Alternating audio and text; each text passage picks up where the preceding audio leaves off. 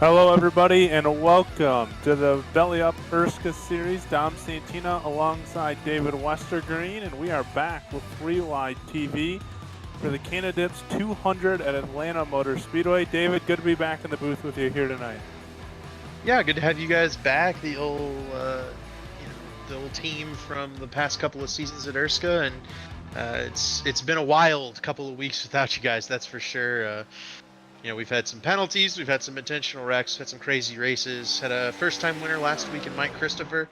It should be another good race tonight. Old Atlanta that has since been repaved and restructured to a super speedway. This is how it used to be. This is the race I went to in 2001. The old cars, the fast speeds, the multiple grooves. I think we're going to see a really good race today.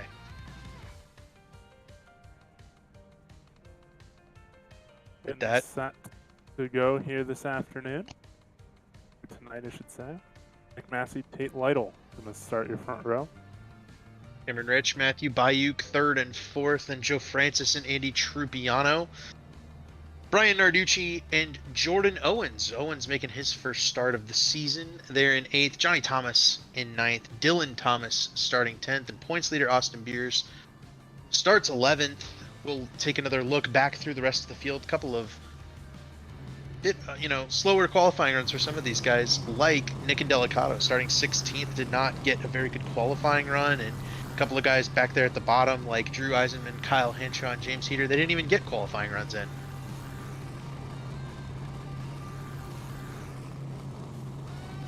With all that, go ahead to work their way through the field. With that, let's take a quick look at the point standings here, because what we have is the chase structure.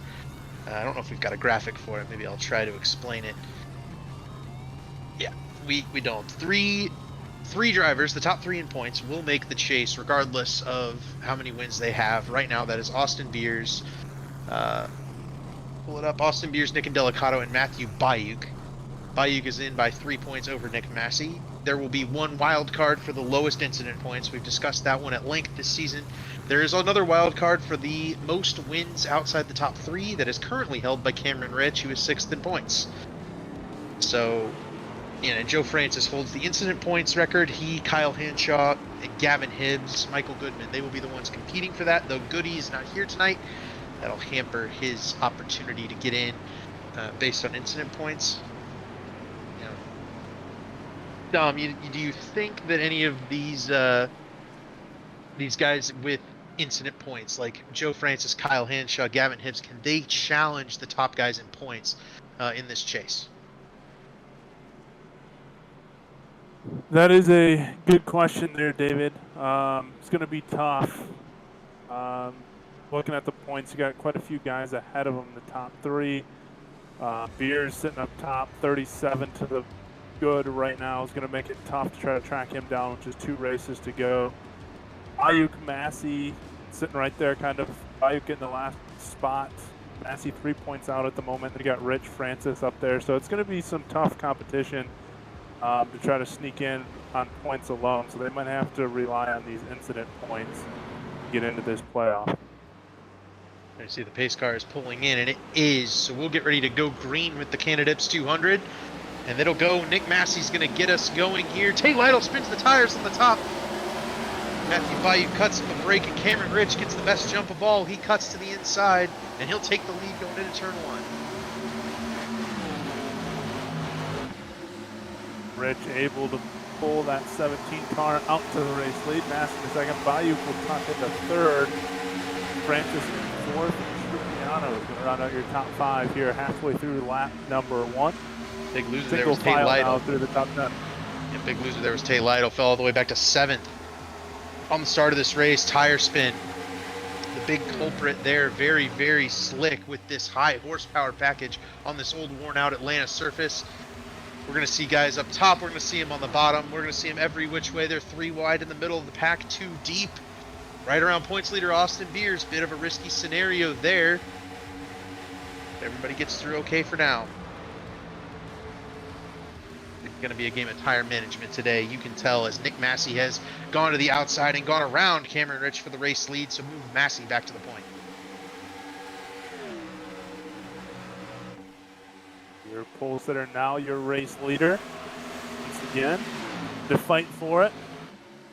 Fights for second behind them. Matthew Bayuk's going to take that around Cameron Rich.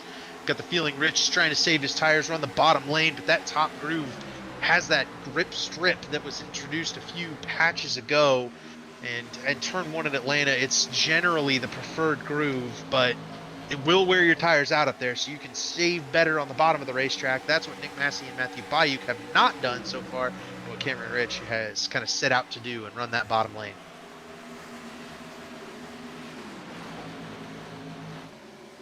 Big mover early is Austin Beers, right in the middle of this big pack and gaggle of cars. He's moving forward up to 7th from 11th starting position, and he's going after 6th around Andy Trupiano.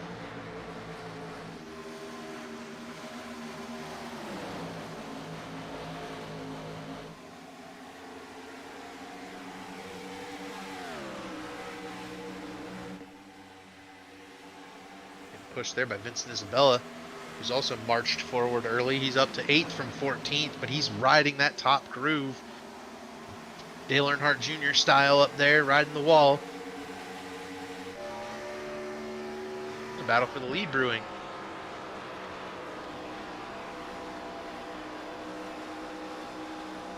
As well as a battle for 5th. There's battles all over this racetrack right now. Still a raging battle for 5th, where Narducci, Tate Lytle, Trupiano are not done arguing over 4th, and Vincent Isabella's going to take that over. He's been riding that top lane, and I worry about the quality of those tires after a little bit.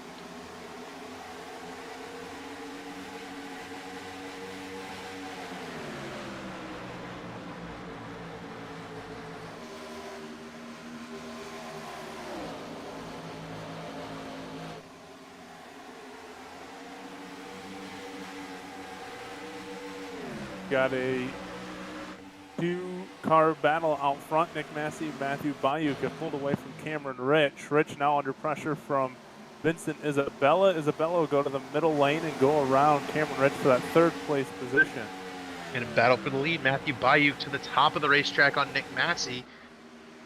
Bayuk has shown short run pace all this season, and I've given him some heat about not winning an ERSCA race just yet. You know, he's certainly fast enough. He's got the pace to do it. The problem is he's been very good on those short runs. Hasn't been able to maintain that long run pace. So far today, got a big lead here, 1.5 seconds over Vincent Isabella, and just went around Nick Massey for the lead. Was able to take his time in making that pass. We'll see if Bayou can maybe set sail here, or if Nick Massey and Cameron Rich and those guys have been saving enough tire to be able to make that long run work.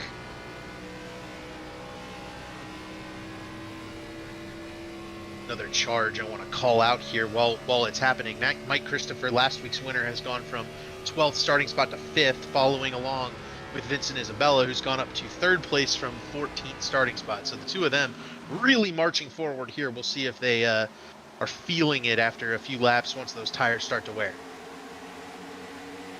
And one of our big losers here on this initial start of 9 laps, side state little Joe Francis, who started in the top 5, now holding on to the 10th place position, trying to hold off Indelicato and Johnny Thomas just to stay in that top 10.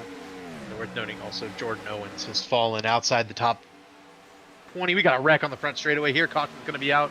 Seth Rawls is around. Barbieri's around. I think it's just going to be those two. They keep trying to wreck down into turn 1, but looked like Barbieri got loose coming off of turn 4 and tried to collect it all the way down the front straightaway, wound up bouncing off of Seth Rawls near the end of the straightaway. We'll take another look back, see what happened there.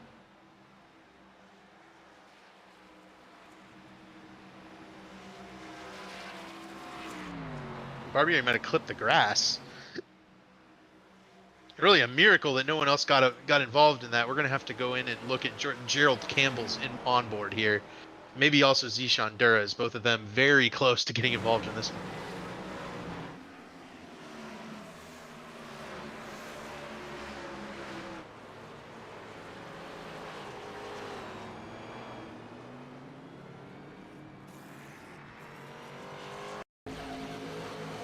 There it is. Get Shaq in here. So Barbieri got loose coming off of 4.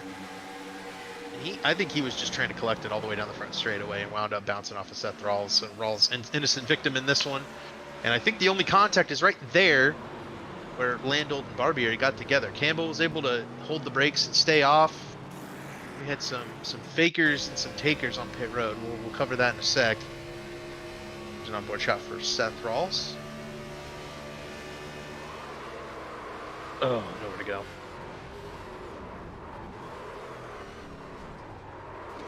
Had very split strategy over on pit road here. Nick Massey came down pit road. So did Tate Lytle. So did Joe Francis. Dylan Thomas as well. So Vincent Isabella did. Those guys that really desperately needed tires and had really run them hard early in the run. In addition to Rawls, they have come down pit road to grab tires. So Matthew Bayou, Cameron Rich, they stay out. They will be the race leaders.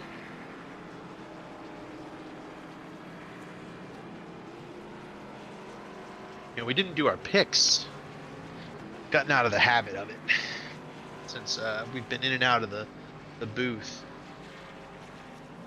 Given 12 laps to make a pick for this one, Dom, who you got? I'll go with Bayuk. Take the race leader. He hasn't won one, and that's always one that I'm looking out to see him finally break through and get one. I think it's long overdue, and it'll be a really good moment when it does happen. I'm gonna go with one of the guys that went off strategy here. I'm gonna grab Nick Massey, and we're gonna roll with him. I think the off strategy here is definitely strong. Tate Lytle, Vincent Isabella, who showed really good speed early in the run. I think getting tires right there was really useful. Looks like there are 5 total sets of tires, so those guys only have 3 left, but they should only need to pit 2 more times. They'll have an extra set. Depends on the cautions. Who you got, Carlos? Let me guess. He's running second.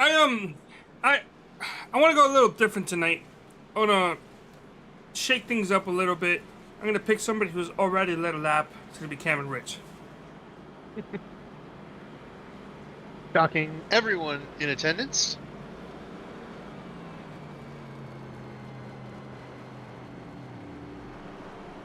I'm certain. We know Cameron's wife is watching and supporting. She always does.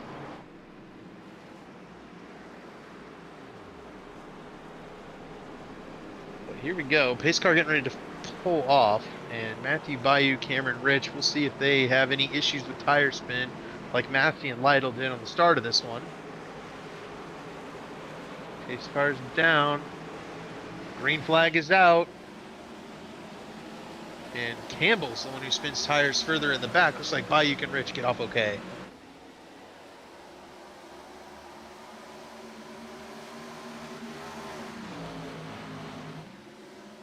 Turns 1 and 2, we come out, still side by side. Rich might have the run off the top side here, and he will. He'll take the race lead, second time. He's been out front. Christopher slots into third, but quickly jumps to the high side, trying to carry the momentum around Bayou in 3 and 4. Not going to work out for him.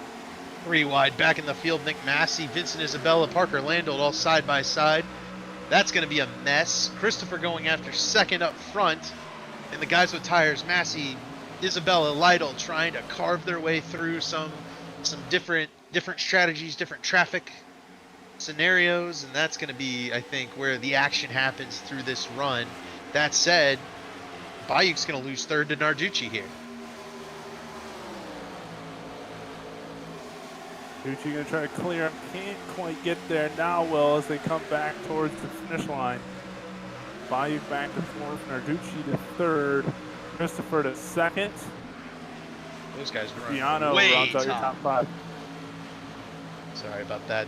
Christopher and Narducci just ran the extreme top, nearly bouncing it off the wall. Now Narducci doesn't want to do that again. He drops to the bottom, side by side for second, side by side back in the field between Eisenman and Campbell.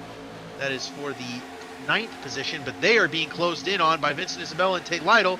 Isabella's on fresh tires. He is charging hard, had to check up, and that'll give that first car on tire spot to Tate Lytle. They're both going to get him here. Look at the difference on speed as they rocket to the bottom of the racetrack. Tate leading that charge of cars on fresh tires. Vince having to fall back after getting checked up behind Drew Eisman.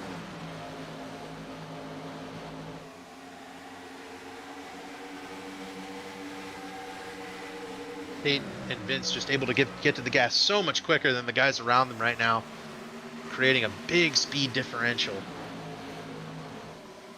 I think they'll be up racing for the lead here before too long.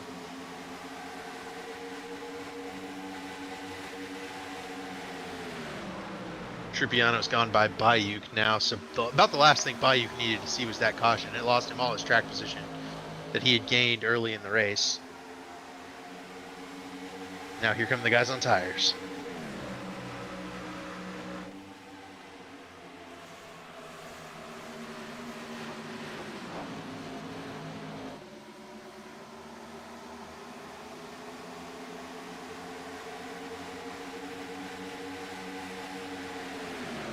Man.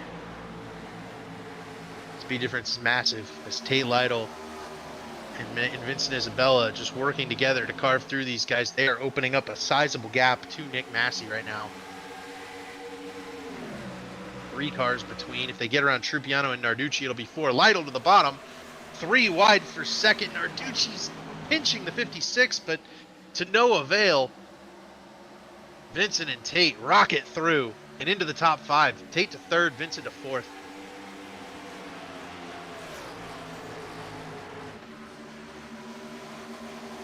I think the 42 car's using his, saving his tires a little better this run, I think, compared to last run when he was rim riding.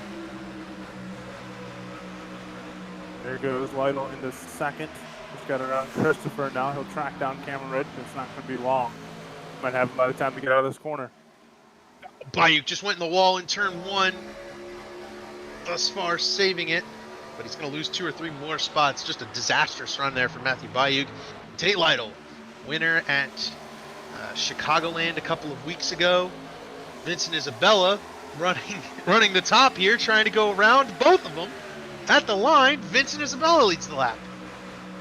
They just split Cameron Ridge, and Isabella gets a better run into turn 1. He'll take the race lead. Let Tate Lytle do all the work to get to the front, and then takes advantage and takes the race lead. I've raced with Vince a long time, watched him race a lot. That was one of the more heady moves I've seen from the driver of that 42 car. Let Tate Lytle do all the work, get to the front, take the lead, take advantage of it. You can see him. He's driving it hard right now. He's swirling around, leading the race. We saw Vince lead some laps in the COT car. He's certainly not a stranger to leading laps in ERSCA, but this pit strategy definitely has he and Tate Lytle in the driver's seat if this thing goes green.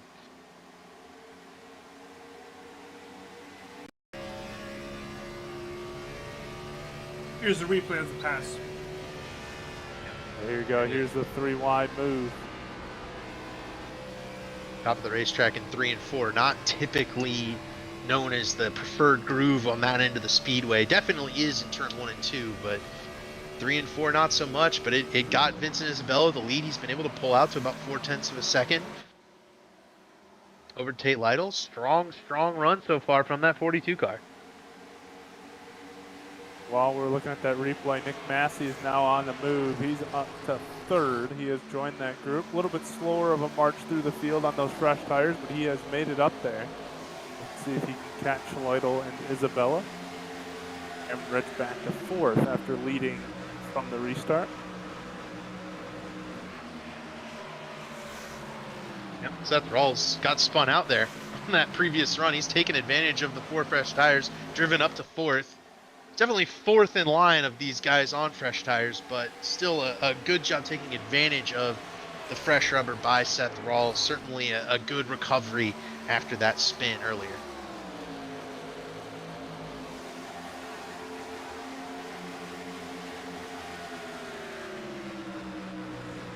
To get a little strung out here through our top 10.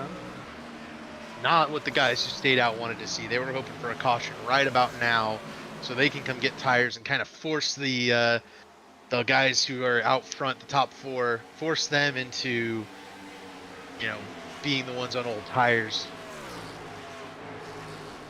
Pit window should be about 40 to 50 laps, somewhere in there. It has been at all our 1.5-mile tracks, so I anticipate that we'll see the guys who stayed out come in around lap 40, and I would wager that Vincent, Tate, Massey, Rawls, they will want to follow those guys down pit road pretty quickly.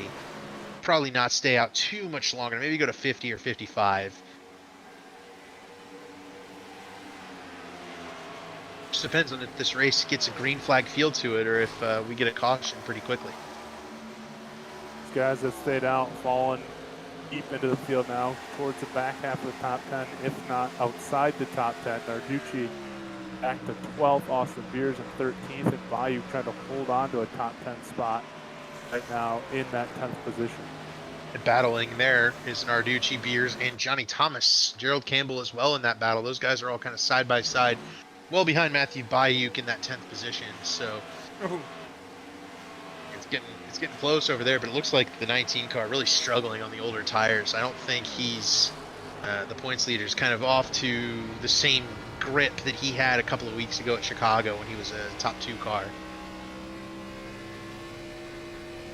Narducci wiggles it coming off of 4, just about wrecked. Gerald Campbell's through the grass. Yeah. 98 car a little bit out of control here. Campbell washes up just a little bit.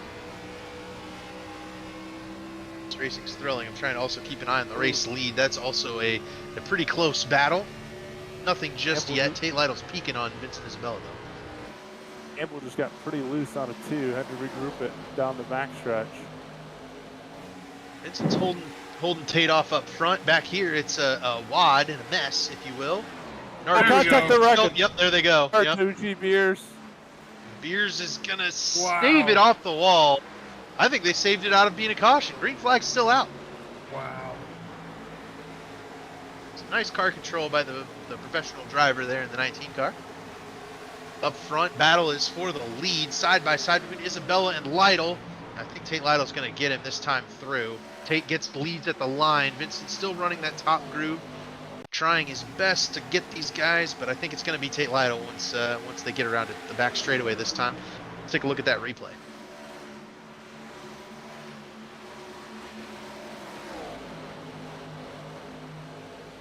Yeah, put it back a little too far. Apologize. Right there. Oh, yeah, Narducci clipped the grass. And then Gerald through the grass. I can't believe 19 car didn't smack the outside fence right there. Little damage on both the 31 and the 19. But no harm, no foul.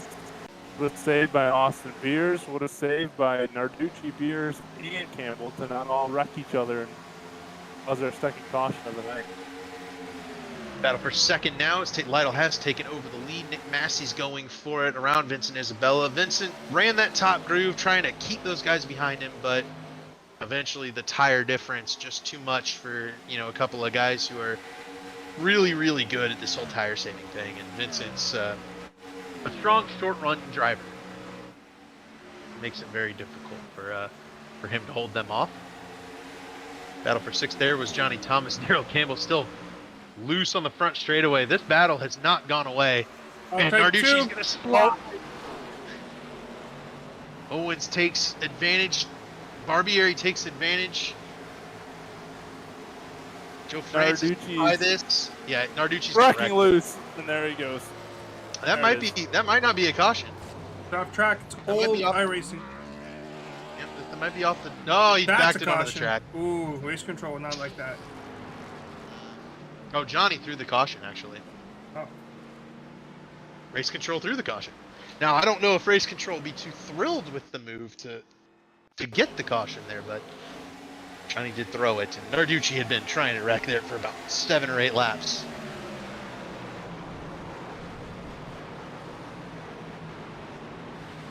That was the first incident. Yeah, that one was the earlier one. This one, it was coming off a 2. He was just struggling with it all the way through 1 and 2. Car goes up, down. I think it was even a different incident than the other one.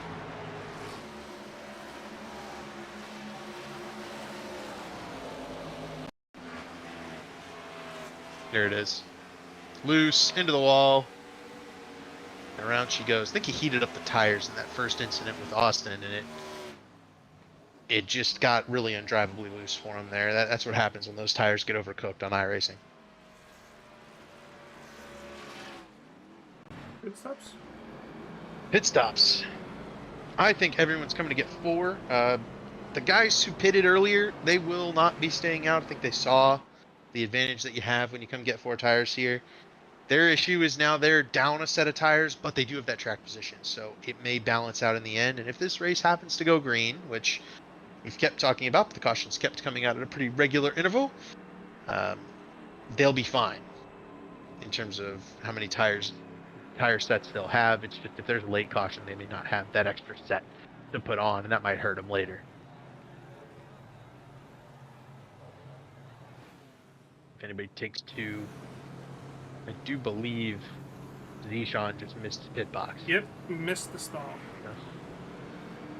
Vincent's out first. Tate's going to be first out, followed by Massey, followed by Vincent. Everybody took 4 tires. Third set of 5 on the car for 56, 48, 42, 25.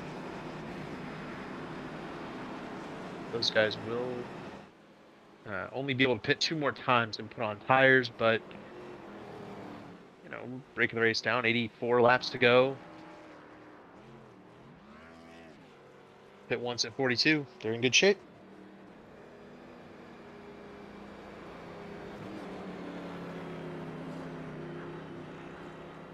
If it goes green, you pit one more time, and then if we have a late race caution, we put some fresh on to finish it up.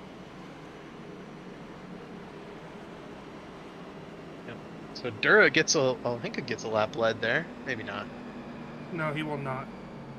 Yeah, he won't. But he'll get 4 fresh tires, and he'll be clean in the back of the field here.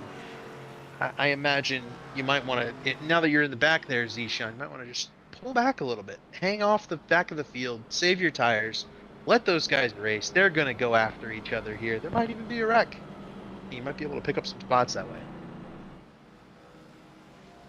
Make good out of a bad situation. Looks like Vincent Isabella got off second ahead of Nick Massey there.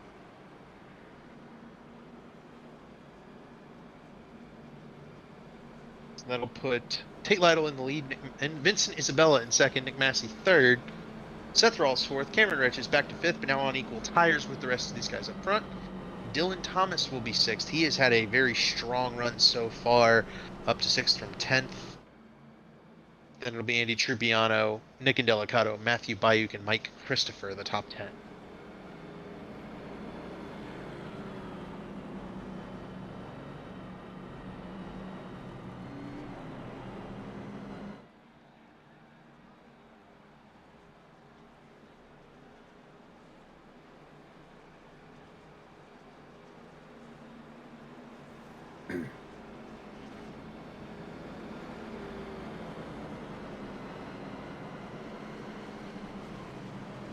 Still got at least another lap here under caution. Looks like the lights are going out on the pace car, so we're going to go green with about 39 to lap 39 on the board.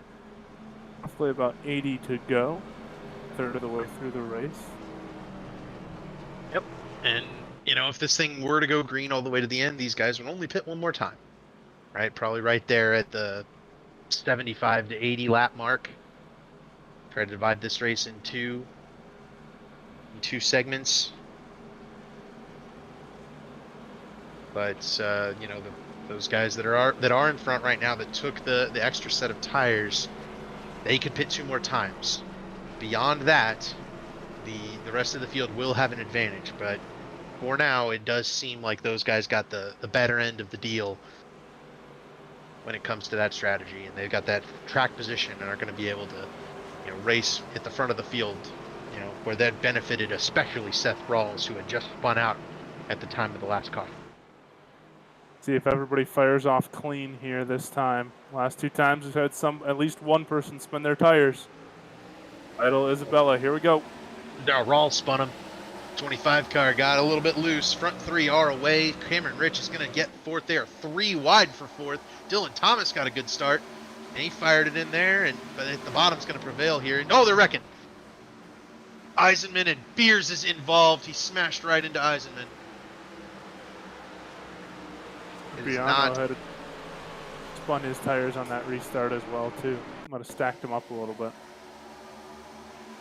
Very treacherous start there. And let's see. I thought no, it's gonna be no, it's not gonna be no, it is gonna be contact. Wow. It's like Bayou got in there and just got a little bit loose, drifted up the track, pushed up into Drew Eisenman's left rear quarter panel.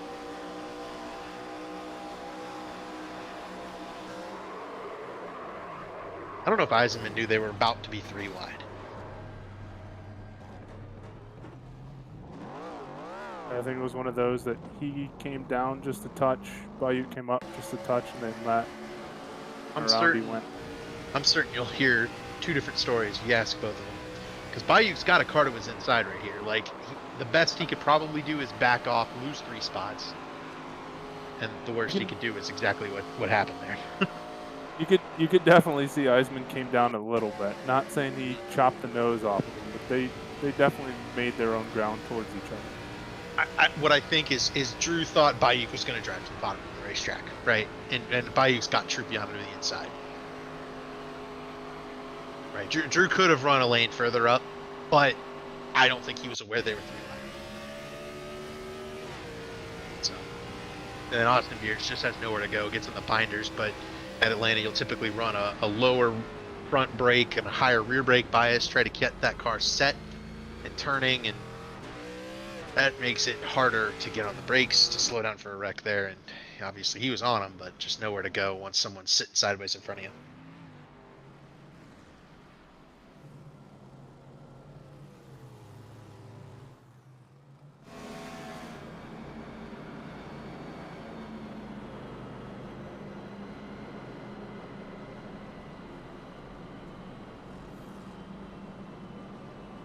They're giving Vincent Isabella the race lead there. Didn't catch that changing hands. I guess he got a little bit better of a run into turn 1 than Tate Lytle did.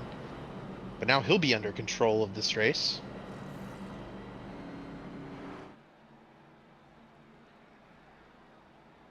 Not too much more changing in that top 10 from other than that race lead swapping hands. Beers just now exiting pit road with some pretty significant left front damage. Points leader back in 18th, 19th spot. Just a really, really tough start to this night for a guy who's got 37 points on the field. He's going to be giving a few of those back, and with the wild card that is Talladega coming up in 2 weeks, I do fret for Austin Beers' points lead after this one.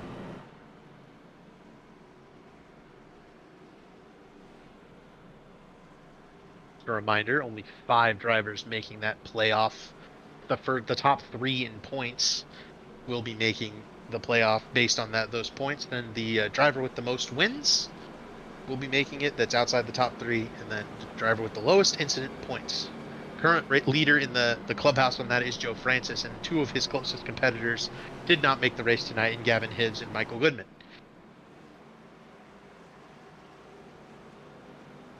At Talladega next week, you want to get as big of a lead as you can in those incident points, because you could lose them all pretty quickly.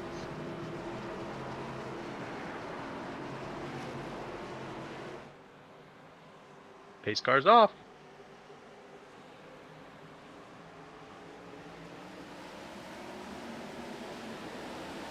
Rawls spins him again. Campbell spins him again. Rawls through the grass. The 25 just did not go. That's going to lose a bunch of track position for Seth Rawls. Vincent Isabella away with the race lead. A really good jump. Leaves him to battle for second behind between Massey, Lytle, Rich, and Delicato now joining that battle as well.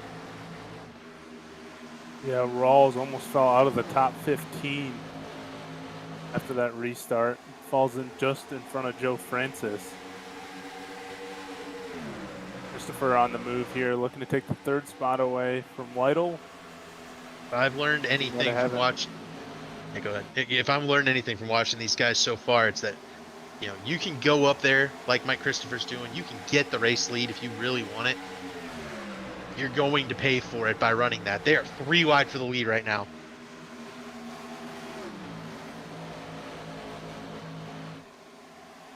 Side by side, Massey and Christopher battling it out. Christopher's going to have it by a car length at the line, and he will be able to clear Nick Massey heading into turn 1. Third to first for Mike Christopher. Nick Massey second. Isabella back to third. Bayuk driving up the fourth on the outside lane. Matthew Bayuk's had enough of kind of running mid-pack with these guys. He's on the charge this time once again. They are stacked up, nose to tail, right behind him. Rich, Lytle, and Delicato, Thomas, all right there. And the 4 of those guys, those are 4 of the better tire-saving drivers. I envision they're backing their pace up right now. They know if this thing goes green, they're going to get it all back on that 82, on the 42 in front of them. They're just waiting, biding their time. One of the guys just hanging in, and now has made his way into the top 10, Johnny Thomas in that group as well. This is the ideal track for Johnny. You know, it's not the new Atlanta, not a super speedway where he's got to win this season. But, you know, this is the type of track that where patience is going to be rewarded and aggression is going to be kind of punished. And Johnny's a real patient driver, really, really good at longer runs. I think he'll, as you're watching him get past, I think he'll have something to say about getting back by those guys if this thing goes green. Might not go from there a little bit. He just lost about 4 positions there while we were talking about him. And the race did not go green. Caution is back out, and there is a car wrecked back there in turn 2. I believe that's Drew Eisenman once again. So that's the second incident he's been in. We'll have to go back and see what caused this one.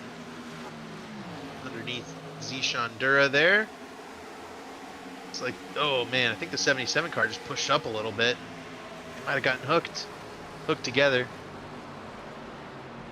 Tough break for Drew. He finished 3rd last week at Bristol. Was really, really strong.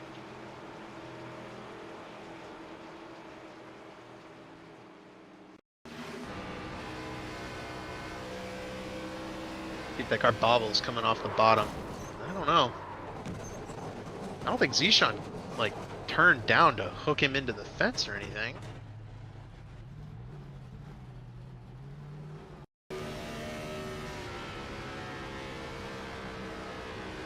Goes in, runs the middle. Yeah, I don't know. That's a bit of an odd one there. One of the leaders came down pit road there. And I want to say it's Matthew Bike, who has an extra set of tires. Board with Hero Campbell. Just going to just miss this one. Down pit road this time, Bayuk, Joe Francis, Jordan Owens, Austin Beers once again fixing damage, Gerald Campbell, Zishan Dura fixing damage, Eisenman Landolt fixing damage. So Matthew Bayuk taking a set right here. He'll drop to about 15th. He and Joe Francis will be on the freshest rubber. They have that extra set of tires. I like the strategy call. As we've got Drew Eisenman in the Infield Care Center, we should probably bring him up. You want to ask him some questions, Tom? Sure, we can. You got it.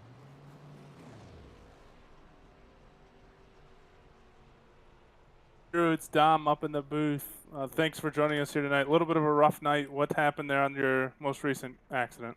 I mean, he hooked me in the right rear, gave me no room on exit, and in my opinion, he turned down across the racing groove and just hooked me. I mean, I don't know what else there is. I don't know what I got to do tonight to not get run into or hooked into the wall, but it's been one of those. Yeah, I see you're on pit road. You had some pretty significant damage last time. How's it looking right now? I mean, it's 10 minutes of optional, and I'm about 70 degrees over on the wheel, and I mean, I'm not even getting to 4th gear, so we'll get it all fixed, and I'll get back out there and run laps, but it's just really unnecessary with 80-something laps to go to race guys like that you know that are faster than you, and you know, racing you clean, and you crowd them, and then you hook them on corner exit.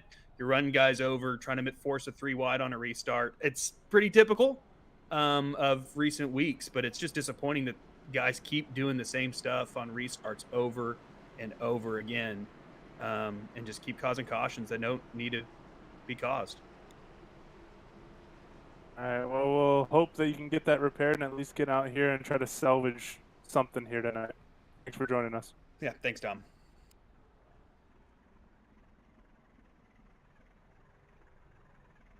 You can always count on Drew to be highly opinionated when it comes to what's going on around him. Pace car's going to be off. Let's see if these guys spin the tires once again. Been a treacherous place, that restart zone. First few got away clean. I think everybody did there. Isabella trying to dive it in underneath Nick Massey. Mike Christopher's out to a nice, comfortable lead. The car we're going to have to watch, that 29 of Bayuk and the 50 of Joe Francis. Those two do have fresh tires and will have a pretty significant advantage. I think Tate might have gotten the wall there down the back straightaway. Yeah, he slid up the hill right there in front of Narducci. Crossed over by Narducci, trying to take that 6th position away. A good battle here for 2nd, 3rd, and 4th, though, as well. Isabella cleared Massey. Massey cut back to the bottom, trying to get around him. Rich just waiting in the wings. All this happening in front of a 3-wide battle between Trupiano, Rawls, Thomas, Barbieri, who bounced it off the fence, and Matthew Bikes trying to sneak his way through there on the fresh tires. These guys with a pretty aggressive restart here, just shy of halfway. Dylan Thomas caught the wall going into turn 3. He loses several spots. None the worse for wear, I don't think. Narducci and Indelicato now the battle for 5th. Give it to that car that's been backwards, sideways, and every which way so far in that 98, but he's making it work now. So settled down now inside our top 5. As you say that, Nick Indelicato cuts to the bottom, so does Nick Massey. Yep. They make the move here and prove me wrong. Tate Lytle trying to get back on the charge as well. Battle for 2nd. Rich and Vincent Isabella battling it out. Vincent's been really strong on that top side, but Cameron Rich just so good at maintaining speed in the middle of the corner. On the bottom of the racetrack. Matthew Bayuk's charge. Check in. He's up to 7th. Just went around Tate Lytle. Oh, they're side by side. Oh, right they're going now to wreck. for the time being. Oh, they didn't. What a save. Vincent had to check up and get out of it. That's going to cost him a couple of spots. Narducci gets by. Massey gets by. He's now under fire from the shift guys. And Indelicato, Bayuk. But a really good save by Vincent Isabella. I think they might have net-coded together, and it kind of stuck them together and then pushed them back apart. All that moves Matthew Bayuk up. One more spot to 6th, and he's going to go after 5th around his teammate Nick Indelicato. He's going to try to get 4th here as well on Narducci.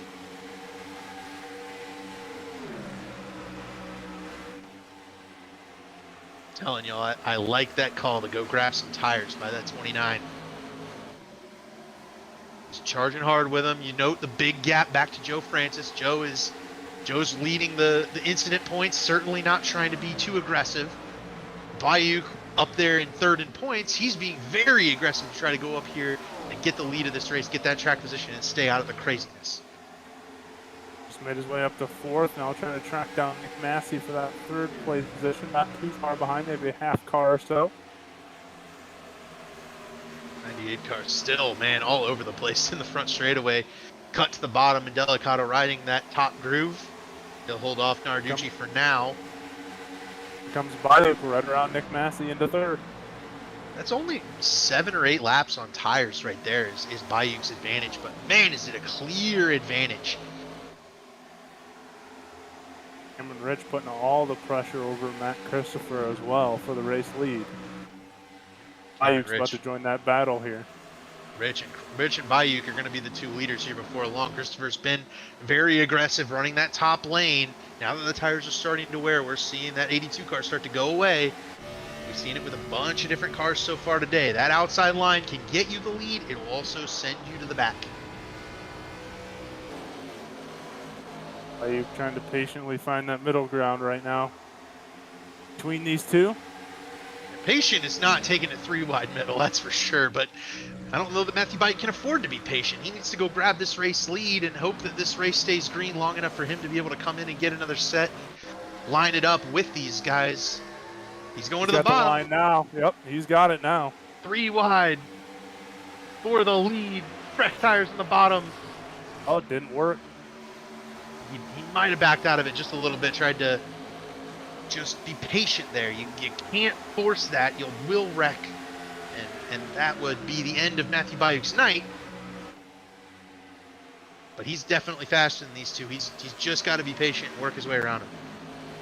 Cameron Rich has made his way around Matt Christopher for the race lead through that battle. Now here comes Bayuk. He's getting loose. 82 really loose off of turn 2. That does allow the 29 to clear through. And now Matthew Bayuk looking for the lead around Cameron Rich. With that tire advantage, I think it won't be too long before we see the 29 out in front. He's starting to get loose a little bit. Grab the car around to the front straightaway. I believe it's Narducci. He's in the grass.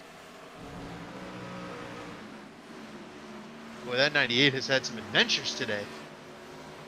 This will be halfway here when we come around this next time. How about that? So Matthew Bayuk. Matthew Bayuk's not going to win the halfway point. He's gonna miss it by 1 spot, but he will have 9 chase points, and that's going to be pretty huge for him. Cameron Rich also fighting for that top 3 berth. Those 3 and Nick and Delicato gaining big on Austin Beers here at halfway.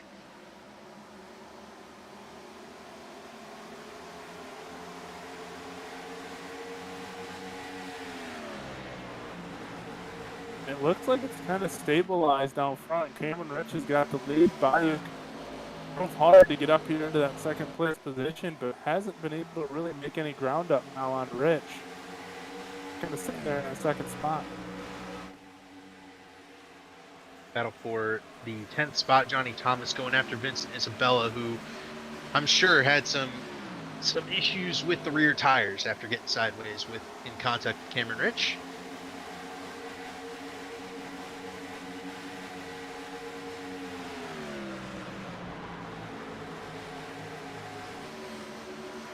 So in here, Joe Francis, Ryan Barbieri, Dylan Thomas, Gerald Campbell. All battling hard for about that 10th spot.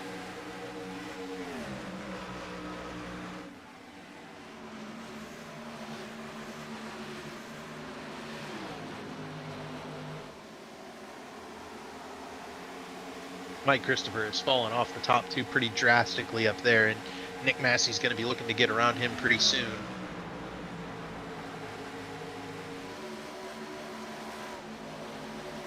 A side-by-side battle here back in 8th and 9th for Jordan Owens and Andy Trupiano as well. Like Owens might have the position and will. They close in on Seth Rawls. Good for Jordan Owens. Glad he's back in an ERSCA car. He's been in it a few times. I think he ran a couple of COT races for us last year. I think he's going to get Seth Rawls right here as well. I think that car's got some fresh tires on it. I'm pretty sure Jordan's got fresh rubber the way he's kind of coming up to these guys right now.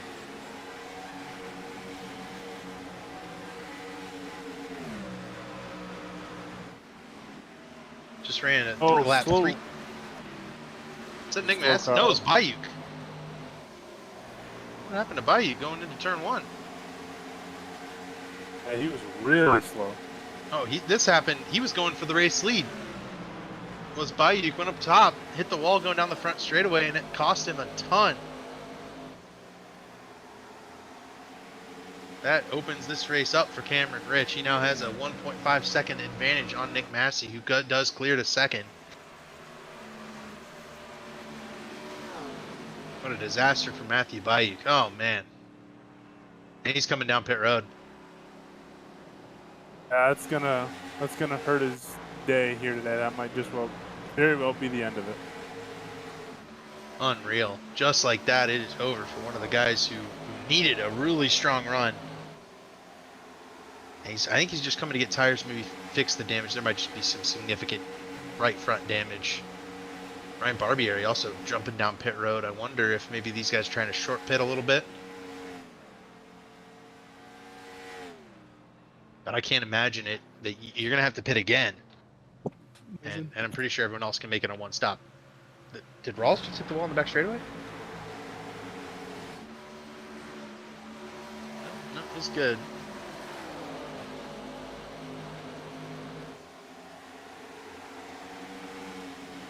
This is giving a more comfortable gap to Cameron Rich out front with Nick Massey now in that second position. Isabella also coming down pit road. That tells me that some of these guys back here think they cannot make it to the end on one more stop. And so they're going to need to take two. If Isabella would need to go down twice, almost certainly Barbieri certainly needs to go down twice.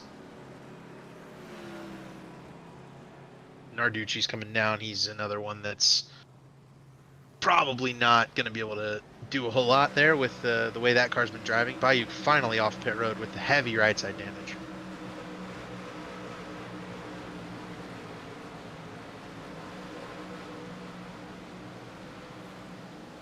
Christopher's been able to kind of stabilize himself in third, though.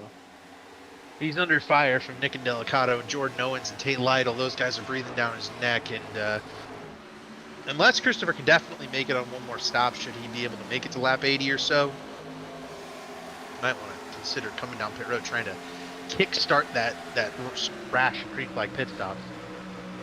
70 laps, you'd have to go 50. I don't know if anybody can run 50 laps on one tank of fuel. And I know guys on older tires will have a very difficult time making up ground on a 50 lap run. If the rest of these guys can just do a 40 lap run. Just got real loose. That car just kicked out to the right on him a little bit. He had to correct down the backstretch. You can see the gap Nick Massey's opening up.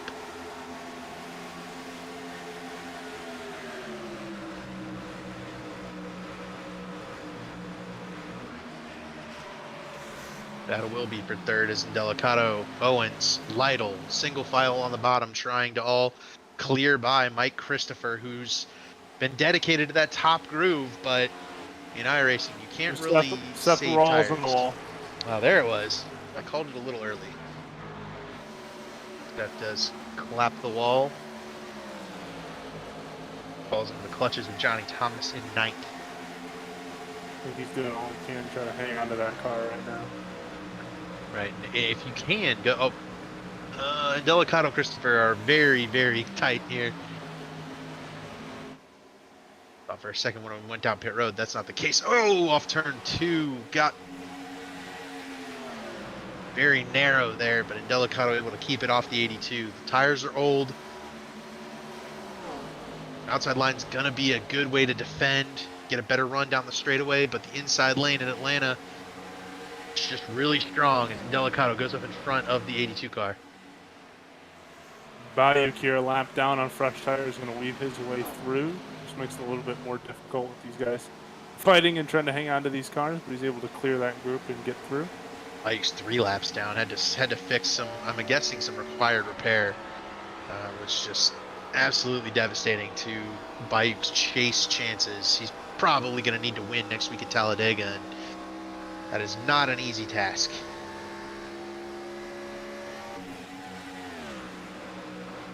Massey had cut a couple of tenths into the Cameron Rich lead, but he has since not been able to do so continually. It just got bypassed by Matthew Bayuk, so he lost time the last couple of laps. Here comes Owen now on Christopher.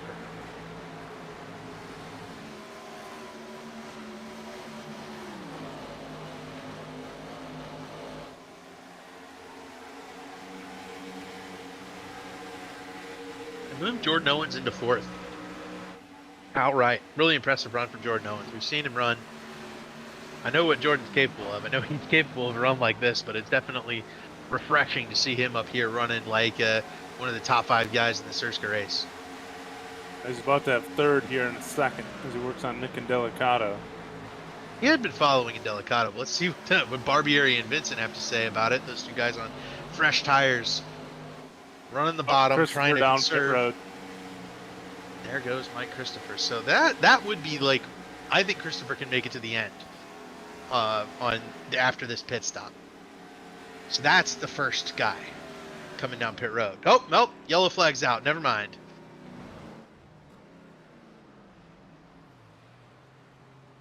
I don't see a reason. Nor do I.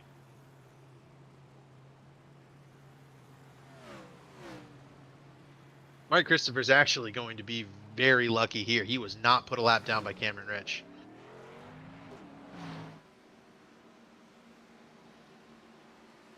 I'm not seeing what's going on either.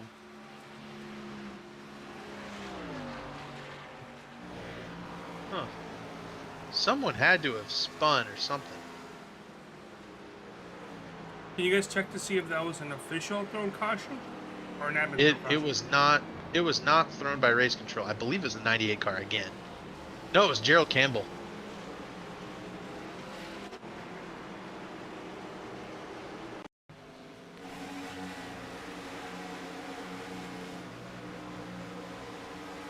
Gerald just got loose on the front straightaway there, and Looked it out. I don't know where the caution was there. But yeah, that was it. It was just marketing for the Barbie movie. Yep. I believe it comes out, what, weekend of the 20th? This coming July here? I'll find out. Pit stops. Nick Massey, Cameron Rich, Tate Lytle down pit road. Grupiano blew through his box. Yeah, tough break for the 7. He will lose a few spots. Was running 6th before this caution. All this is a bit trivial because Mike Christopher is going to be the race leader. He is not. He pitted just before this. Oh, he actually is showing a lap down, so he'll have to get waived. Never mind. Rich won the race off pit road. Massey in second. Yep.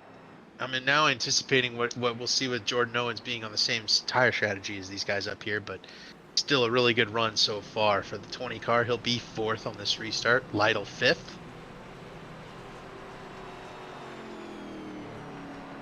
July 21st. Yep. 3 weeks. You can see Barbie or you can see Oppenheimer. Or both. In theaters. Yeah, or both. Do a double feature. I think it's a good call. Both should be pretty good movies.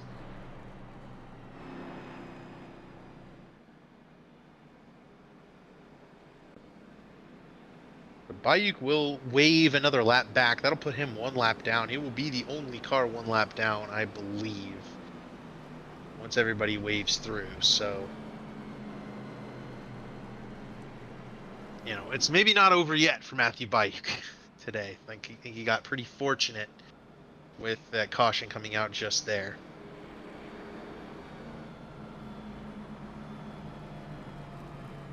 He will need another fortuitous caution pretty quickly in order to be able to get back on the lead lap and maybe repair some of that right front damage from mashing the wall.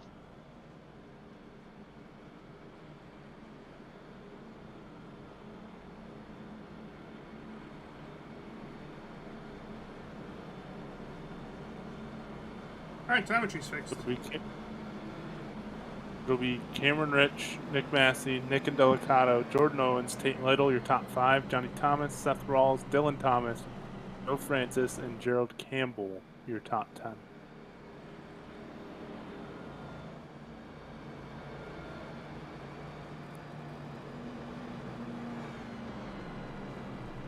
That's a good group. Andy Trupiano falls outside the top 10 with the pit road gaff.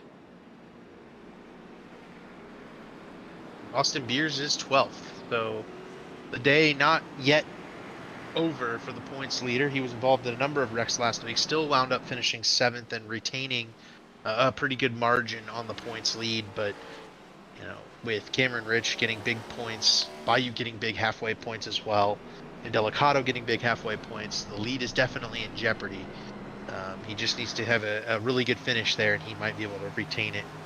Definitely stay in the top 3 next week or 2 weeks at Talladega.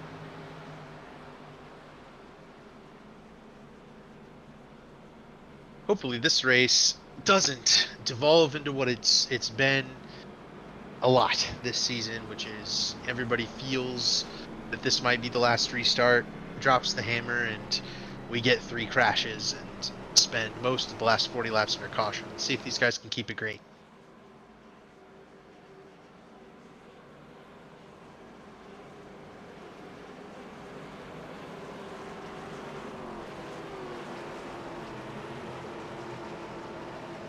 Johnny Thomas up in 6th.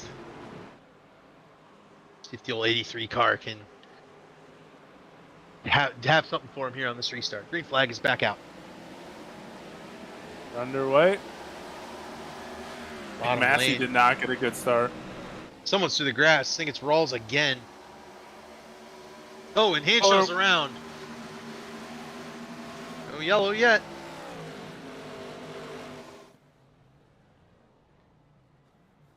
It's Isabella and Hanshaw. And there's Gotcha. the There it yellow is. flag. Admin? Thrown by admin, yep. So Cameron Rich's lead not done, but that does help Matthew Bayuk back to the lead lap. Take a look and see what happened on that restart. Seth Rawls spun his tires again. He has had a very difficult time with tire spin in that 25 car. I think he spun him every restart.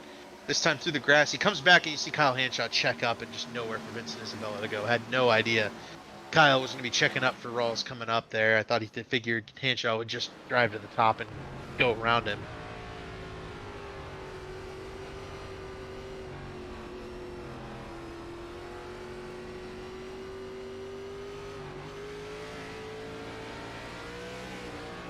Here we go, green flag. With Vincent seeing nothing, and now the car in front of you stopped. You didn't even see him on the apron. Did you see that? Yeah.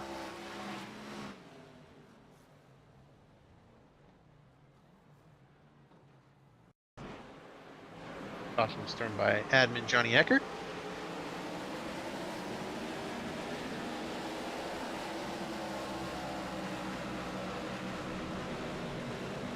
Just tough, you know. I've run higher horsepower cars a good bit. You know, the restarts for wheel spin, big issue. It's certainly bit me in the past. The best way I can describe it to not do what Rawls has done today, which is spin him every time, is act like you're stepping on an egg on that throttle pedal. Don't depress it all the way. Don't go 100% there. Your car will get up to speed when you've got all that horsepower. You just got to trust it.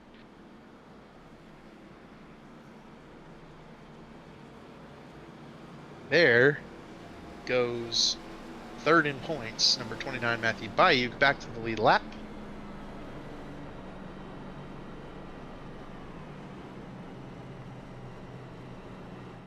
Could be big. Still 36 laps, 35 laps to go. Yep. I would describe that as definitely big for the points. He can pick up some spots that way, and if there's a big wreck and he's able to dodge it and able to get back into the top 10 in this one, much like you'll note, points leader Austin Beers is running 10th. After the tumultuous day he's had, that would be a fantastic result.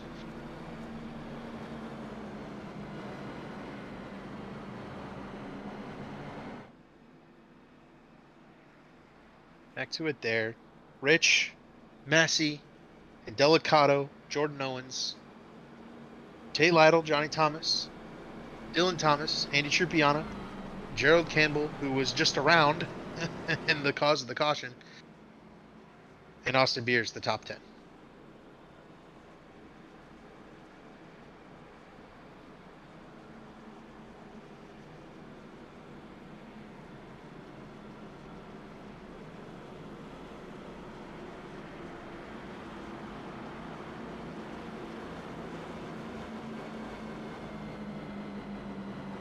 Lights out on the pace car, getting ready to go again.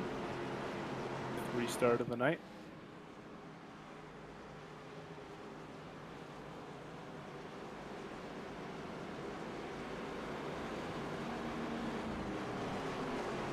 I'll be interested to see if we can get a few laps here, right? I think if you've got tires, you've got to come take them. And we will have some people stay out.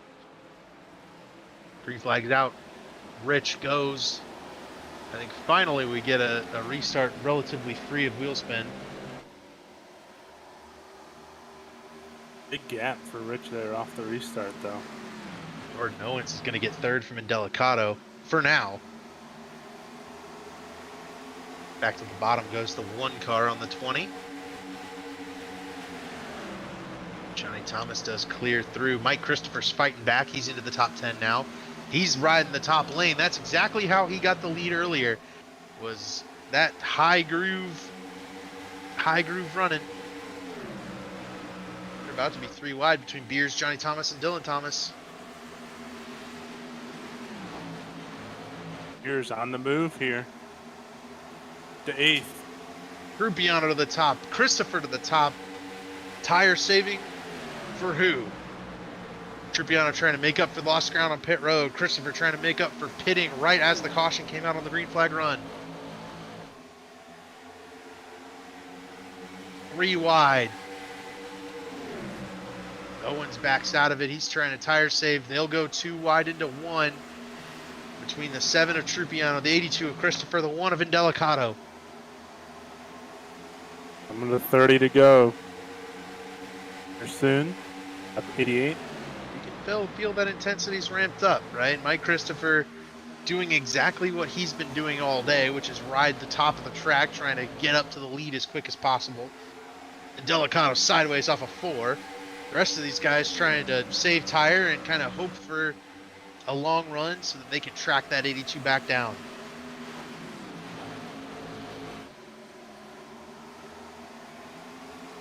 Nick Massey. Jordan Owens. Go ahead. Falling through the field here. He's going to fall outside the top 10 here pretty quick. Yeah, I think he had a tire advantage on that last run, and he was not aggressive with it like Bayou was. You could tell, right? He was methodical, worked his way through the field, trying to be methodical right now, but everyone around him being hyper aggressive. What we've seen this year from this league, these guys see, 30 laps to go. They get on their horse, start clicking off some really crazy lap times.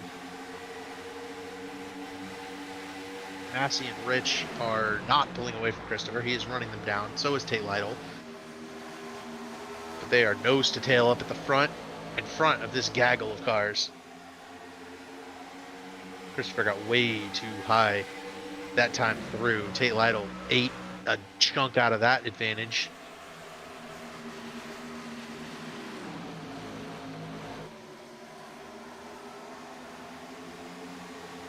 Four-car breakaway up front, and then that big pack that David was talking about from 5th to about 13th or 14th.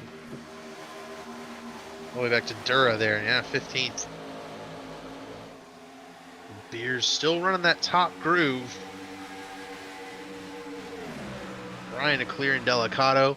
Joe Francis is up into the top 10. He's decided it's go time. Joe's been really patient all day long.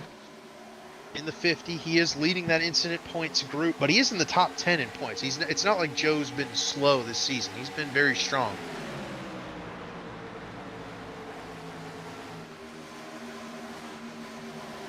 Beers all over the back of Trupiano now. It'll be for a top 5 for Austin Beers. Remarkable. He's very, very resilient as that driver of the 19. Battle for the lead up front. Nick Massey has decided it is go time. He is up to the top of the racetrack. Trying to get a big run on Cameron Rich down the back straightaway. Peaks to the bottom. He won't do it this time. And follows Cameron Rich's tire tracks once again.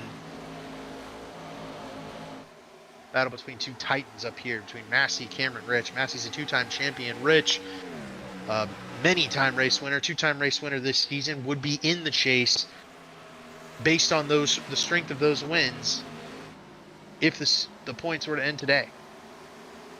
Lytle sees that urgency out of these two. He wants to get up there and join the battle. He's under Christopher right now, trying to take that 3rd position away. They have gapped Austin Beers back in 5th. Beers and Thomas have both cleared Trupiano. Rawls is trying to do the same thing now. We'll see now that they've got around Trupiano if they can make up any ground on these front 4. Massey had the 1 run, but has not been able to get close enough to Cameron Rich after to take and clear Christopher here, and he will. So give Tate that 3rd position. On Thomas to the inside of Austin Beers here for 5th. The battle for Seth 5th Rawls looking to try to go 3 wide, can't make it work. Not quite quick enough. That battle for 5th is going to slow these guys down and make it a 4-car race for the win. 25 laps to go now. Delicato, Jordan Owens at the back of this. You can see the two of them lost a bunch of these positions in the early part of the run.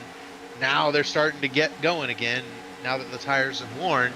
Unfortunately, now you have to carve through on only a marginal tire advantage. It's going to be difficult to make that ground up. Might turn into a 3-car battle because I think they're starting to drop Christopher off the back of this pack here. That might be one car. These guys in 5th, 6th on back might have a chance to go get.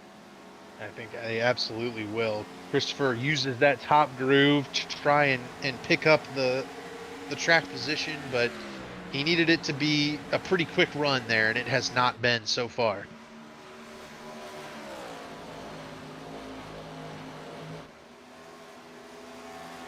Rich, Massey, Lytle, the top three pretty much ERSCA Titans. Looking to battle this one out.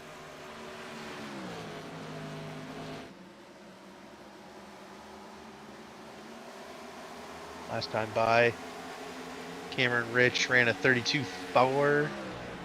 Nick Massey ran a 32.4. Oh, Campbell down to the apron. These guys starting to slide around a little bit. Tires starting to wear off. Campbell had to dive it down to the apron on the backstretch, and now it's been out. Rich coming up on a lapped car of Parker Landolt as well.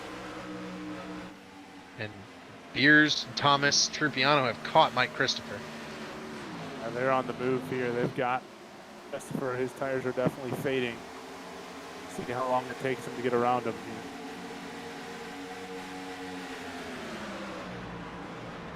Rich last time by had a 1/10 of a second on both Massey and Lytle.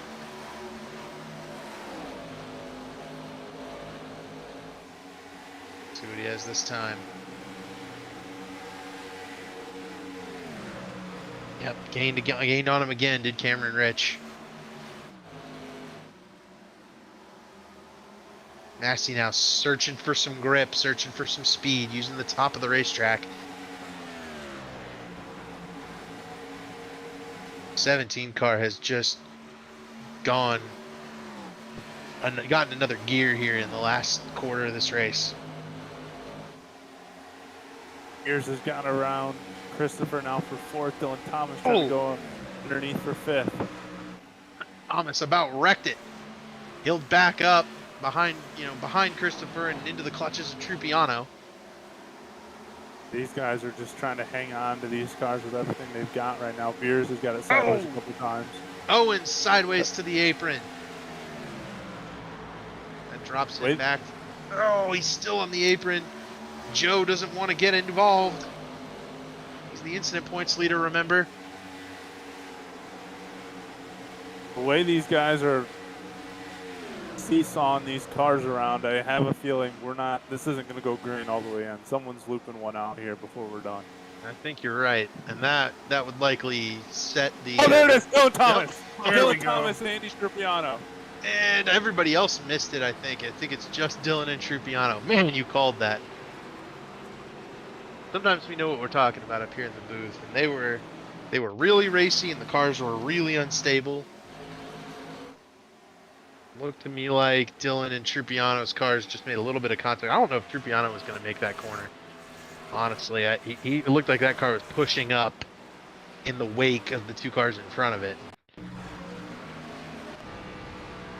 note he drops it lower to kind of get the run, but when he starts to drift up, it might have been the 0-3 kind of sending him into the fence. Remember, Dylan also has some internet connectivity issues. You've seen that 0-3 blink in and out of the race a few times. Wonder if the net code may have gotten him there. I don't know. I think the 0-3 just got into this. The 7 got into the 0-3 and spun him around. Leaders pit road. We're gonna have pit stops. Everybody's coming down pit road to get 4 fresh tires. I'm sure. I believe this will be the last set for anybody who pitted back on lap 19 or so. I think everybody else might have one more set, but I envision this is the last time anybody's coming down pit road. Not going to be too much time to do much here, but this still is another break for Bayou to gain a few more points. Yep. He's among the drivers trundling down pit road to grab fresh tires here. Ryan Barbieri's off early. I think that's a 2-tire call for the 15. I'm not sure who they're going to give. Rich, Lytle, and Massey were all inside of each other there. Barbieri did not make a stop. Ah. I believe he will be coming back then. 2-tire call, maybe, but no tires, that's not going to work. Lytle able to jump Massey there coming out of the pits. You almost want to be fourth on this restart. You saw how good of a restart Cameron Rich got on the top of the racetrack. I think getting that advantage up there where the inside guy's kind of scrambling, trying to get him back. I think Jordan Owens was starting fourth last time, and he got to third and had a really good restart. I think fourth last time was in Delicato, who's now back in, eighth? So. You know who's going to be fourth this time? Austin Beers, the points leader. Although Barbieri has not come down pit road again.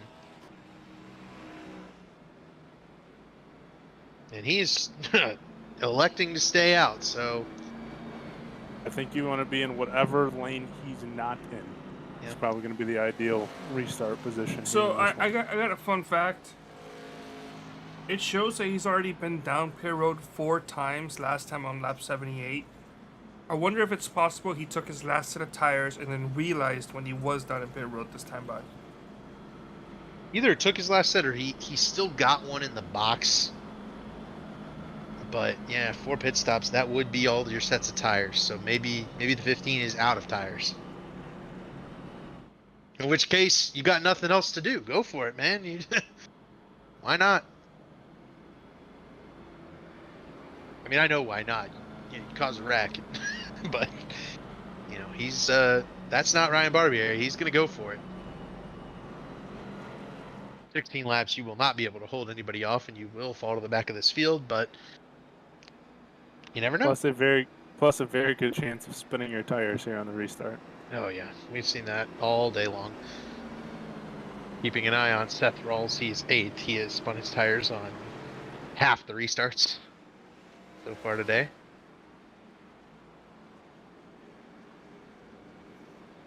Let's re-rack the top 10 for you before we go green next time by. Ryan Barbieri has stayed out on old tires. He will restart this race up top as the leader. Cameron Rich 2nd. Nick Massey will restart 3rd. Kind of. He'll restart 4th, really, but Jay Lytle will be 3rd. Beers and Mike Christopher are 5th and 6th. Then it's in Delicato and Rawls. Johnny Thomas and Jordan Owens, the top 10.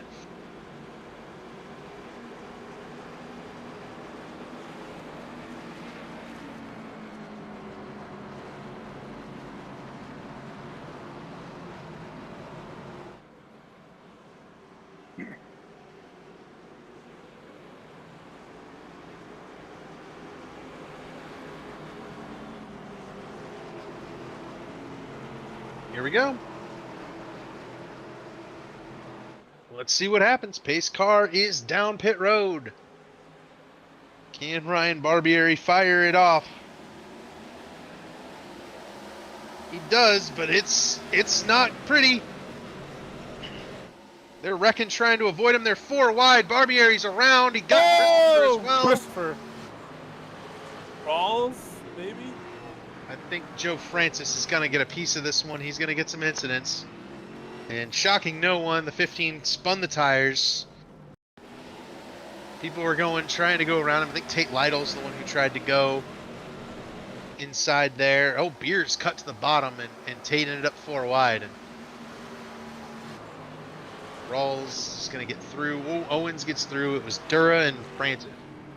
They got together, and unfortunately Joe gets collected.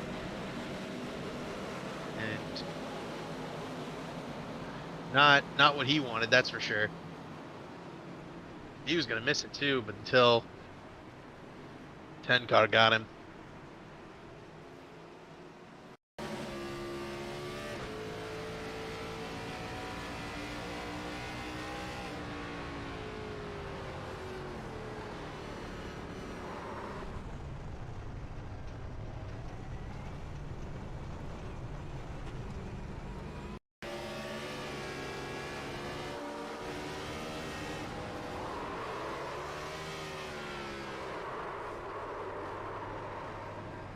I don't know if I've ever seen a less surprising wreck than that one right there. Couple of spots for Matthew Bike, I suppose. And it looks like he's down pit road again. Maybe getting that last set of tires. Or still trying to fix some of his repairs.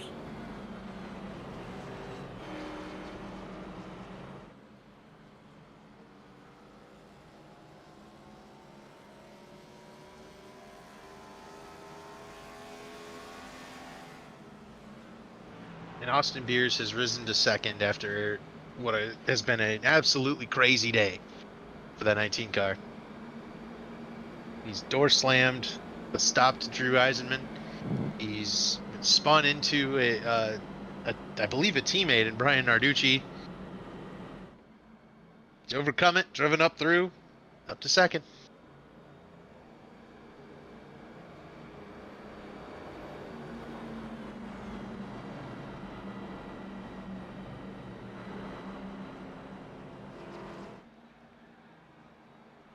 Like we're gonna have about 10 laps to go when we go green. Looks like 10. See if lights go out on the pace car here this time. They will. Admin has shortened the caution. Johnny Eckert doing a good job as always in race control there. He's been messing with chats over there trying to get those guys to quiet down. I'm sure there have been some tumultuous words spoken regarding the car staying out on old tires and creating a wreck. Rightly so. You know, if you're Christopher, who's been running really good race all day, now it's been kind of ruined. So, I can understand why they might be a little frustrated. Yep. Don't think Tate was real happy. Don't think a number of those other guys are real happy. I'm sure Joe's not too happy about getting swept up in that.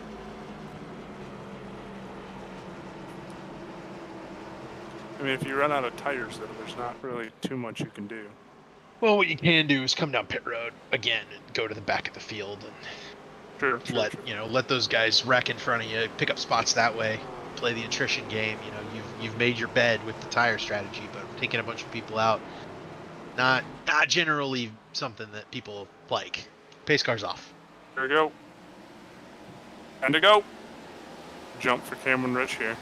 Tate Lytle got a pretty good jump as well, but Beers able to keep pace, and they're around again. Jordan Owens got punted to the apron, and that will cause the caution once again. It was probably the best restart for that inside line in Austin Beers that we've seen in quite a while. Kind of stuck with Cameron Rich there and didn't let him get too far away. Yeah, you know what happened to Jordan Owens was our good old friend tire spin. Christopher finished it off there. Just a tough break for Owens, and as the intensity is kind of ramped up, so have some of the mistakes that have been made on the racetrack. And unfortunately, this time Owens might have caught it if there wasn't a car underneath him, but then he cuts across. That's all she wrote. Good run gone sour for Jordan Owens. And yet again, we have a few more caution laps clicking away at our final tally.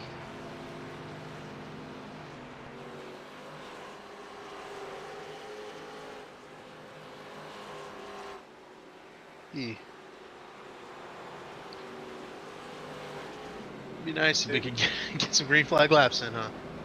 It would be. I'd say 6 laps to go, probably. We go back green. Johnny shortened it, so we're at 1 to go already. No one's coming down pit road. Pretty much everybody's ready to go once again, so I think we will have 7 to go.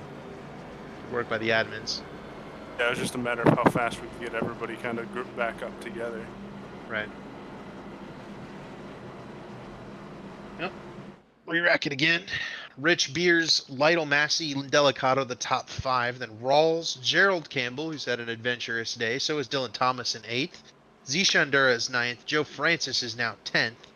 Mike Christopher's back in 11th. Johnny Thomas is 12th. And then you've got Barbieri, Isabella, Hanshaw, Trupiano, Owens, Bayuk. Those guys have all been involved in something or another today. Much as I say that, so is that guy in 2nd, Austin Beers. He's also been involved in a few incidents this evening, but not over yet.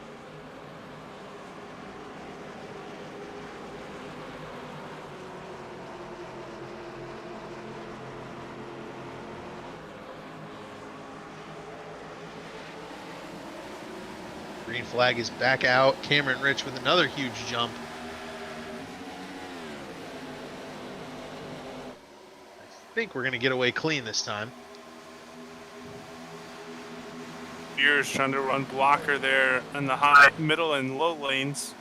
Both Nick Massey and Tate Lytle. He'll be able to do so going down the backstretch. He's going to get a good run here. Cameron Rich. See if these guys can run clean to the end. Rich, Beers, Massey, Lytle. Massey with a really good run through 3 and 4 on that 19 car. Goes Beers down to the bottom. Massey to the top with Lytle. And top lane's going to be where you want to be here late in this race, I think. I think that's going to be the short run Francis move. in the wall. Not what Joe needed. He doesn't make it worse for himself here. Backs out of it. Tate looking to the outside of Beers. He's not going to get there. Sorry, Massey. But Tate's looking to the inside of Massey. Now Massey goes to the bottom. Guys got to be careful here. Not a ton of time. You want the position, but can't let Cameron Rich run away. Can't be worried about that just yet. Got to go get 2nd if you're Nick Massey. Gotta do it quick. Get it through 1 and 2. Get Lytle now to the top, and Beers got some extra pace up top. Able to hang tough on the outside. Tate got the wall. Just a little bit. I don't think it even hurt him. Just right on the edge of control. Massey's got to be careful here. Could have lost that position to Lytle as well. These guys continue to battle. That's only counting down laps for Cameron Rich out front. Massey gives up 4th there to Lytle. Beers and Lytle up top. Massey now trying that bottom lane once again. Coming to 3 to go for Cameron Rich. Delicato closing in on that group of 3 cars as well. Don't know if there's going to be enough time for him to say anything about that. Beers running that defensive top line, just trying to finish 2nd once again. He's done that a lot this year.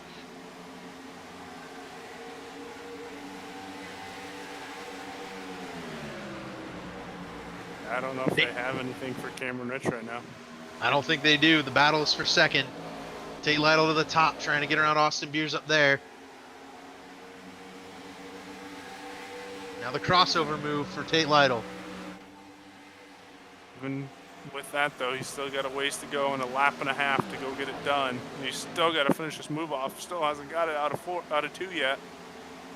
This is the race for 2nd. Cameron Rich is driving away. Can Nick Massey get 3rd from Lytle? He cuts to the bottom. Going to be a battle between those 3 for 2nd, 3rd, and 4th. White flag going to be in the air this time for Cameron Rich. Austin Beers has spun. He's door slammed somebody. He's gone every which way but straight. And he is lap or so away from a 2nd place finish here.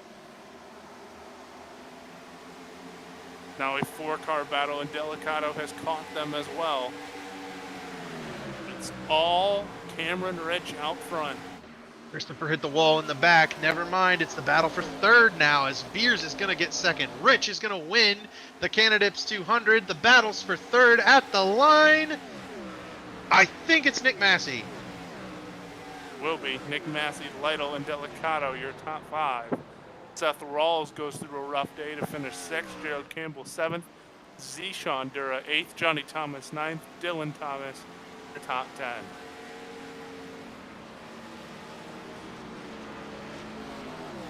Austin Beers with an incredible defensive driving display there.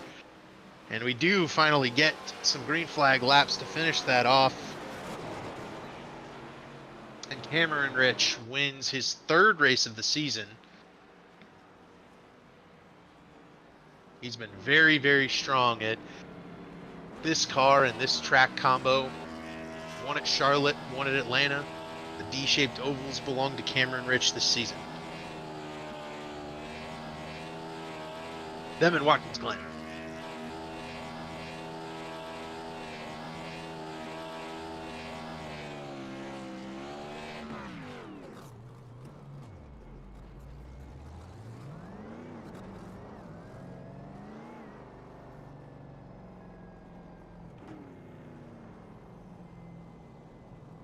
Nick Massey joins the waiting room. There he is. I'll go grab him.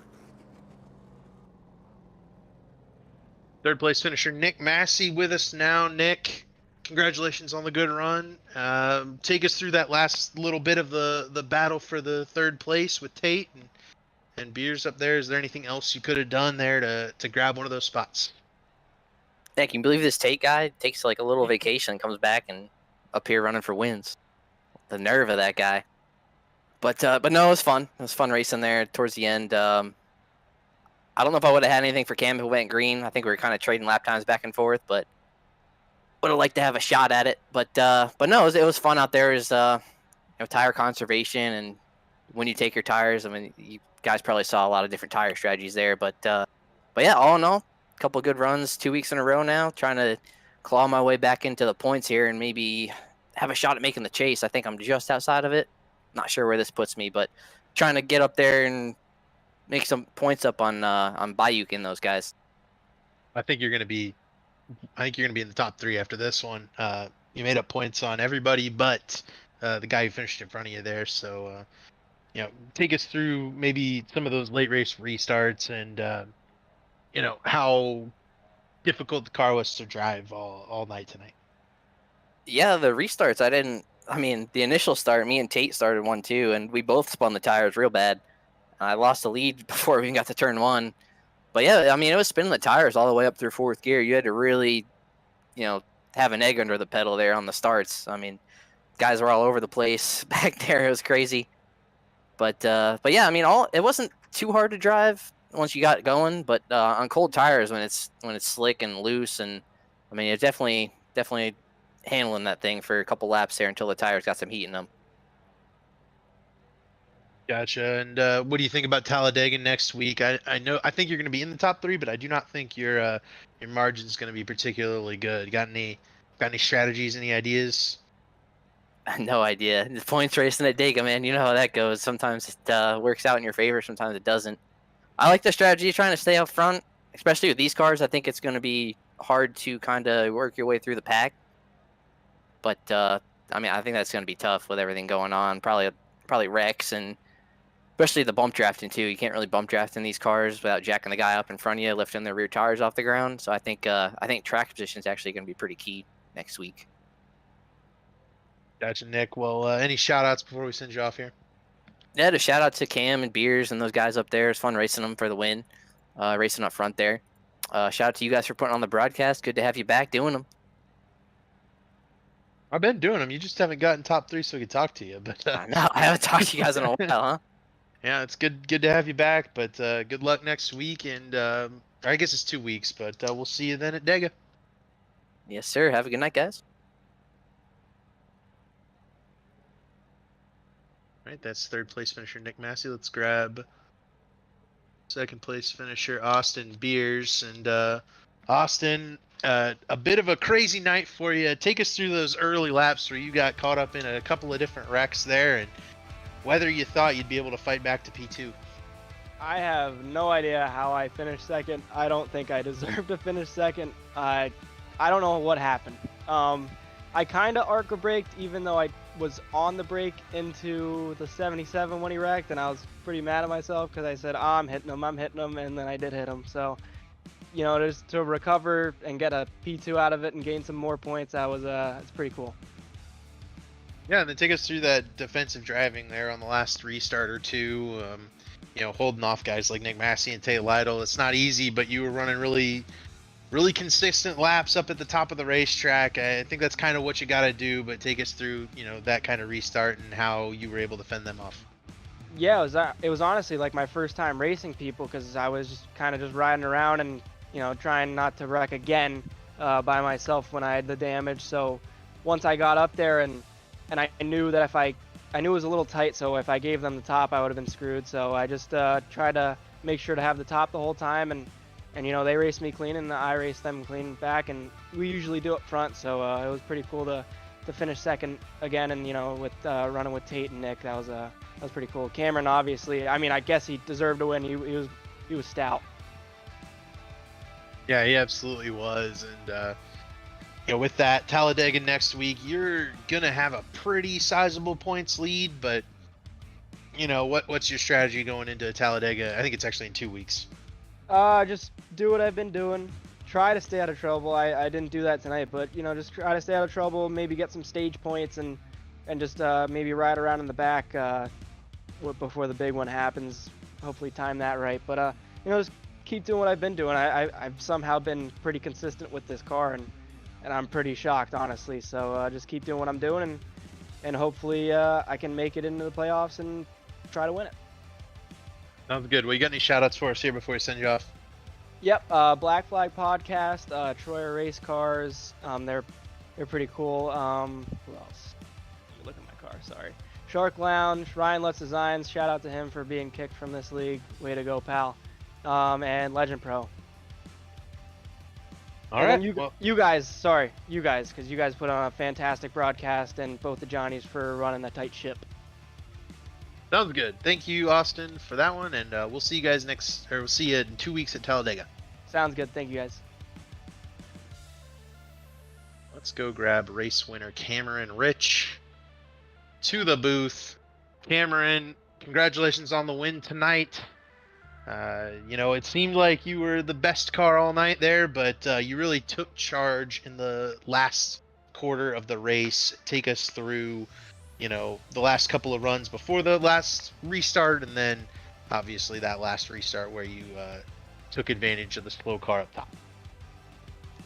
I'm not sure if I was the best car. Maybe up there with Massey and Tate were both pretty fast. I think if they were able to get track position on me, they probably would have beaten me or something there. But yeah, I'm not sure.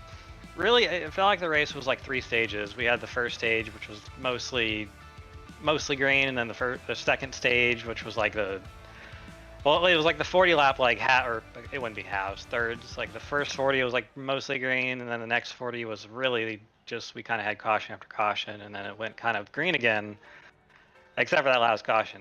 But I was scared to death that 15 staying out was going to cause something, because it seems like every time we run Atlanta and a league or an official race or something, somebody tries that strategy and it always ends up in a wreck, which I think happened, just not at the front, surprisingly enough. So I'm glad that kind of blew past. It would have been a shame for the race to kind of like be ended by something that silly, I think. But it was a good race overall. It's been such a long time since I won anything at Atlanta, like in league or official or anything. So I'm really I'm really happy to be able to like win Atlanta, because it's one of my favorite tracks. It's so fun to drive, and you kind of can't be a scrub and run well here. So people don't really question an Atlanta win usually. Mm-hmm. Yeah, and with that, I think you're going to be at least the 4th, most wins outside the top 3 guy in the points. Give us your thoughts on kind of going forward and whether you think you can kind of take home this ERSCA championship. I believe these races set up pretty well for you after Talladega. It'll be Darlington, Auto Club, and Homestead. So, those are 3 driver-friendly tracks. I think you'll do pretty well there. What are your thoughts on kind of that playoff schedule? Man, I think if I cannot beat myself, then I think we have a pretty good shot at it. I know Austin Beers, he's gonna be in the points. I know it's probably gonna be Nick, and I think Massey is probably pointing himself up there now. So really, depending on something crazy happening next week, I think we're gonna have a pretty solid field of drivers that are all gonna be. Everybody's gonna step up their game after Talladega. So I just hope that I can step up mine as well and keep it up on them, because I feel like I feel like I've been one of the better ones this season. Just had a couple races where I couldn't really finish or got in trouble here and there, but I think overall I've been pretty well. So I'm gonna hope and pray next week and hope, or not really next week, because we're off, and I'm gonna hope and pray after Talladega that just I can get my crap together, because Talladega, oh my God, best case scenario, I don't have to worry about that whatsoever. I'm just gonna go into that race and vibe.